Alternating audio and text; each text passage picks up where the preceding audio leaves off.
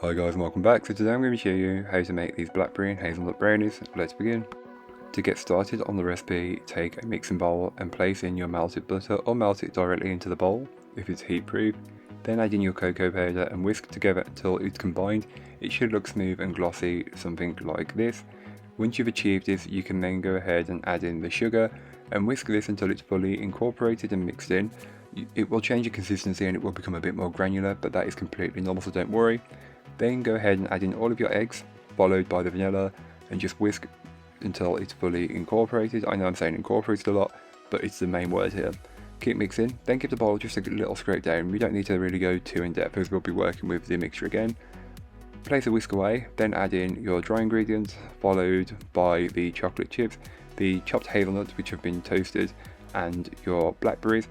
I didn't add too many blackberries as these are fresh and it will change the consistency of the brownie batter, so also be careful when you're mixing these in. You don't want to mush them up too much, but just mix until all of your dry ingredients have been incorporated and you can't see a trace of a single one.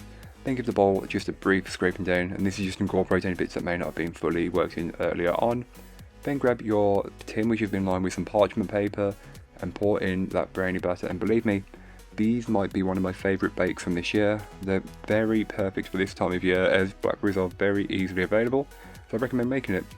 Then to enhance that hazelnut flavour and the chocolate flavour, add dollops of chocolate hazelnut spread on top. I'm using Nutella, but feel free to use whichever you can get your hands on.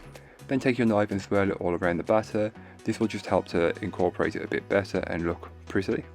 To get the recipe finished, go ahead and take some of the chocolate chips that you used inside the recipe and scatter these on top.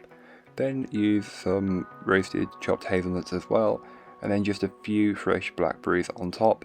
And again, you can use more or less, but this is what I would recommend and I've done for the recipe, so it's really up to you. But I like a lot of toppings now rather than later on, as these will add in better now than later on as it's fresh fruit. The nuts and the chocolate chips will probably work after, but here is what the brownies look like once they're baked and fully cooled. They're very dense and very fudgy. Believe me, such a good brownie, you will be missing out if you don't make it. Then you can cut it into as many or as few pieces as you'd like. That's really up to you. I can't tell you how many, but I cut mine into 8, but then you could cut these into 16 and still get a very generous portion. So thank you so much for watching. I hope you enjoyed. If you did, don't forget to like, comment and subscribe for more from me, and I'll be back again very soon with another recipe, so join me then. In the meanwhile, don't forget to check out the description. There'll be a link to this recipe, a link to my blog and links to all my social medias. But that's all for today. I hope you enjoyed. Bye guys.